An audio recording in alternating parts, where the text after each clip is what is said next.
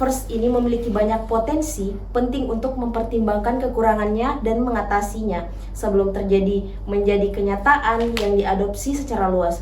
Diperlukan kolaborasi dari berbagai pihak, termasuk pemerintah, perusahaan teknologi, dan masyarakat umum untuk membangun Metaverse ini yang aman, inklusif, dan bertanggung jawab. Assalamualaikum warahmatullahi wabarakatuh. Waalaikumsalam warahmatullahi wabarakatuh. Selamat sore teman-teman. Kita kembali lagi di podcast Ngobrol Sore. Nah, teman-teman, sebelum kita masuk nih di pembahasan, bisa dong kita kenalan dulu sama teman-teman yang ada di samping ini. Yang pertama deh, sama. Halo teman-teman, perkenalkan nama saya Muhammad Manurul Hidayat, biasa disapa Dayat. Kalau saya, halo teman-teman, perkenalkan nama saya Arsyal Alamsyah, biasa dipanggil Arsyal. Oke. Nah, saya sendiri Nurul Nadila, biasa dipanggil Nurul atau Nadila saja. Nah, kalau gitu kita masuk nih di pembahasan yang sangat menarik. Nah, kita akan bahas hal yang menarik di dunia digital. Betul nggak nih? Betul. Teman-teman, sebelum kita masuk nih, kita bakal bahas dulu nih tentang puasa. Nah, teman-teman, puasanya udah berapa nih? Udah masuk ke 8 atau masuk ke 1? 8 dong, pastinya ke 8. Bahas tentang puasa. Makassar kan kota makan enak ikonnya ya. Iya, betul. Teman-teman, takjil favoritnya di Makassar apa sih dari teman-teman? Yang manis-manis pastinya pisang hijau, es cendol, es buah pastinya. Enak. Yang asin apa? Mungkin kayak Kote. jalan kote, Iya, jalan kote, pisau. risol. Oke. Kalau gitu kita bahas langsung ke pembahasan inti kita ya. Nah, teman-teman, tahu nggak, dunia digital itu mengacu sama lingkungan yang dimana informasi disampaikan, diproses, dan disimpan, lalu diakses ke dalam bentuk digital. Nah, ini mencakup segala sesuatu yang terkait dengan teknologi komputer dan internet, seperti komunikasi online, media digital, perangkat lunak, perangkat keras, dan layanan daring. Nah, dalam dunia digital, informasi disimpan dalam bentuk binar yang terdiri dari rangkaian angka 0 dan 1. Nah, ini memungkinkan informasi untuk dengan mudah disalin, disebarkan, dan dimanipulasi dengan cepat oleh komputer, yaitu di Metaverse. Nah, apa sih itu Metaverse? Apakah benar-benar Metaverse itu adalah masa depan di internet? Nah, untuk membahasnya kita kedatangan nih narasumber yang keren-keren dari Kakak Manurul Hidayat dengan Kak siapa? Arsyal. Iya, Pak. Betul. Nah, terima kasih teman-teman udah bisa menyempatkan datang ke sini.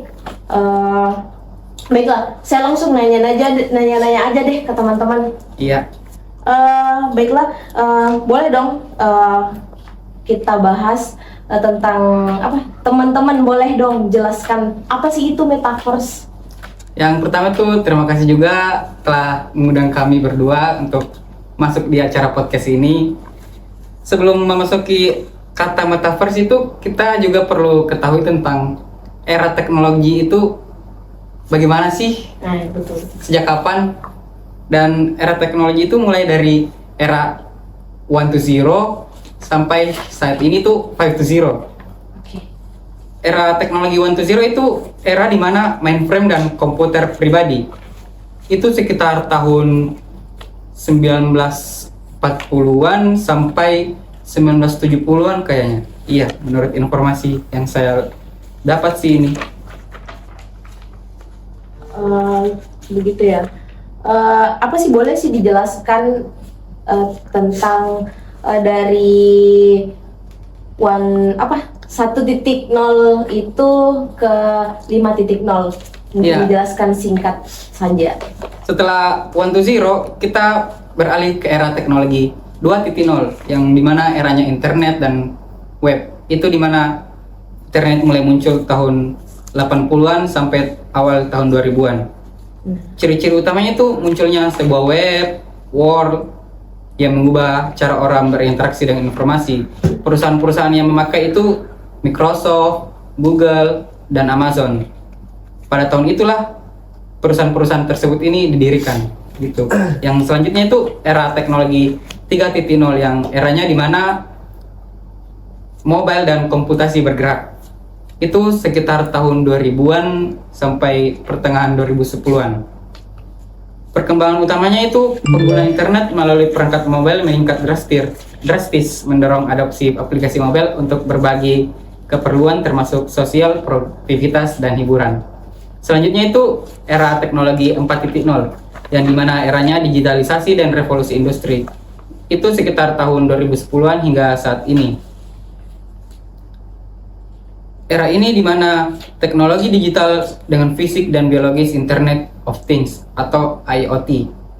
Dan di mana era ini juga sudah disebut era AI.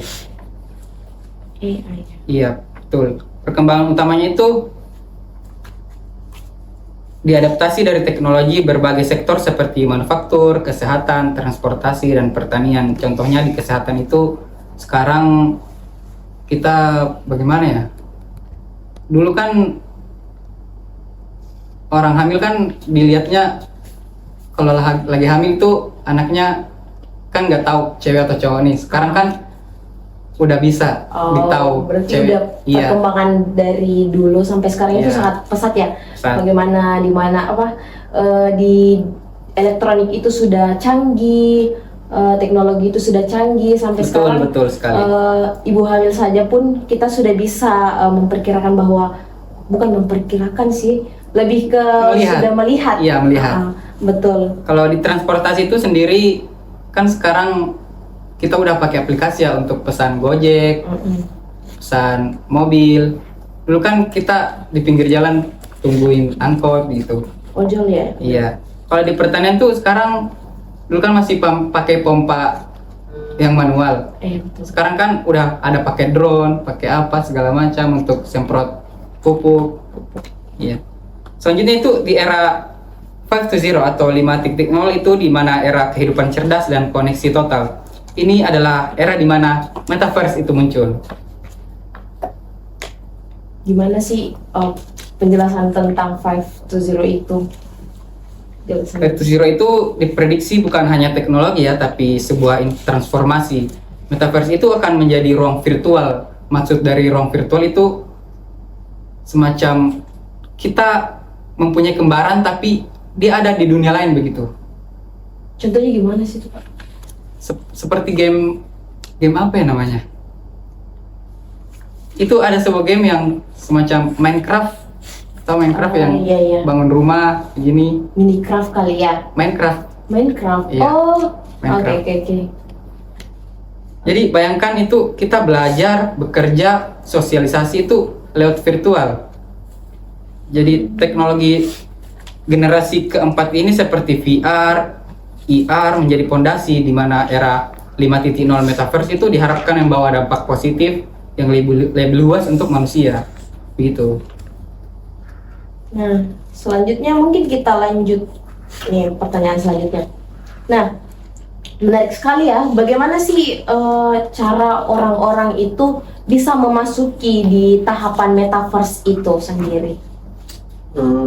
Mungkin kita perlu ingat juga bahwa metaverse masih dalam tahap pengembangan sekarang. Betul kan? sekali. Dan cara untuk mengaksesnya mungkin bisa terus berubah-ubah. Oke.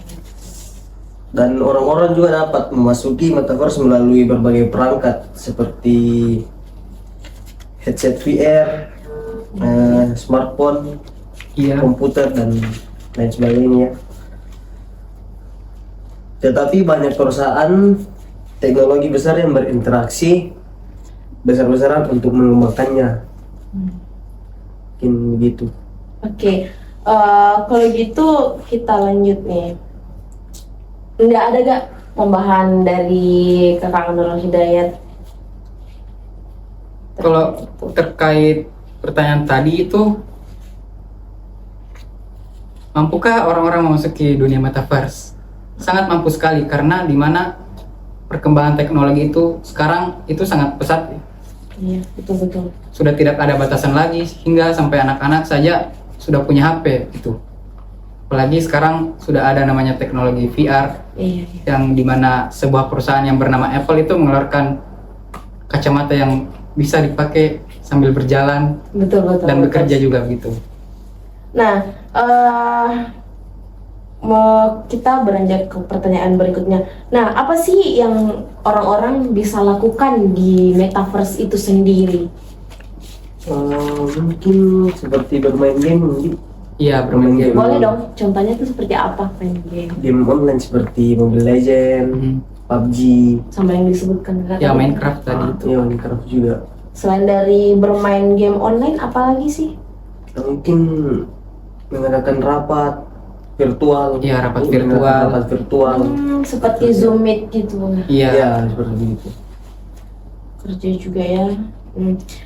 Kita mungkin lanjut ke pertanyaan berikutnya ya. Iya. Kemungkinan banyak sekali ya reaksi dari dunia luar sana, bagaimana itu masyarakat memandangi semua itu. Tapi apakah metaverse ini betul menjadi masa depan internet? Kalau menurut saya pribadi yakin metaverse itu memang sangat memainkan peran penting dalam dunia digital saat ini atau internet ya, biasa kita sebut. Metaverse itu memiliki potensi untuk mengubah cara kita bekerja, belajar, bermain, bersosialisasi juga. Namun kan metaverse masih dalam tahap pengembangan, jadi kayaknya masih perlu banyak tantangan yang harus dihadapi metaverse tersebut. Ya, seperti itu. Nah, kan tadi ini udah berbicara tentang kelebihan metaverse tersebut. Apakah metaverse ini mempunyai dampak negatif juga atau beberapa kekurangan dari metaverse sendiri itu dengan dunia maya? Tentunya pasti ada ya. Kalau dampak negatif itu yang paling pertama kalau menurut saya itu kecanduan. Karena Iya. kan tadi sudah dijawab, game, rapat, belanja itu kan melalui virtual. Ya, betul, Otomatis betul. dunia asli itu sudah tidak penting lagi. Jadi otomatis kita akan kecanduan melihat HP, komputer, dan alat elektronik lainnya. Yang kedua itu kita terbatas dengan bersosialisasi langsung secara langsung dengan orang begitu. Iya, betul. Karena sosialisasi kita kan ada di HP, di komputer, dan kita kan pasti tidak tahu membaca karakter seseorang di sana. Iya, Gitu. betul banget. Nah, kalau terkait dengan keamanan dan privasinya itu kayak gimana sih? Keamanan dan privasi itu pasti ada ya, semacam risiko penipuan, kekhawatiran privasi atau kontrol dari data pengguna. Yang ketiga itu Betul. potensi kecanduan dan dampak negatifnya tentang kesehatan mental. Apalagi kan Gen Z sekarang itu mentalnya cepat goyah ya. Betul banget. Iya. Apalagi udah nonton yang sedikit berbau negatif itu sangat membuat Iya.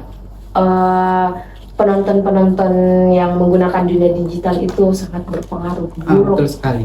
Nah, kalau dari etika dan regulasi nih, apa sih yang buat kelemahan dari metaverse sendiri itu? Berbicara terkait etika kan itu terkait dengan sopan dan santun kan, Nah, betul. tentang bagaimana kita berperilaku kepada orang lain begitu. Kalau dampak tentang etikanya itu dan regulasinya itu pasti ada namanya penyalahgunaan. Penyalahgunaan itu di mana ada beberapa oknum yang menggunakan metaverse ini untuk menipu, Wah, berbuat kejahatan lainnya juga. sangat serem juga Iya. ya. Nah, kalau gitu ini udah menjadi pertanyaan penutup di sesi podcast hari ini. Nah, teman-teman, saya akan membacakan dari kesimpulan teman-teman yang sudah narasumber keren kita ini sudah jawab pertanyaan saya. Nah, meskipun metaverse ini memiliki banyak potensi, penting untuk mempertimbangkan kekurangannya dan mengatasinya sebelum menjadi kenyataan yang diadopsi secara luas. Diperlukan kolaborasi dari berbagai pihak, termasuk pemerintah, perusahaan teknologi, dan masyarakat umum untuk membangun metaverse ini yang aman, inklusif, dan bertanggung jawab. Nah, terima kasih nih kepada Kak Arsyil, betul? Kak Arsyil dan Kak Hidayat sudah memberikan kami pemahaman sedikit terkait dengan metaverse ini. Bukan sedikit sih, udah banyak. Iya, sama-sama juga. Saya harap ini para pendengar yang mendengarkan podcast ini itu mengikuti perkembangan metaverse itu dan dapat bersiap-siap untuk menghadapi dunia digital atau era 5.0. Betul, baik. Gitu. Nah, teman-teman, ini mungkin menjadi akhir dari topik pembahasan kita, yaitu dunia digital. Mungkin sekian dari podcast ini. Jangan lupa nonton podcast selanjutnya. Nah, untuk itu saya tutup dengan Assalamualaikum warahmatullahi wabarakatuh. Waalaikumsalam warahmatullahi wabarakatuh.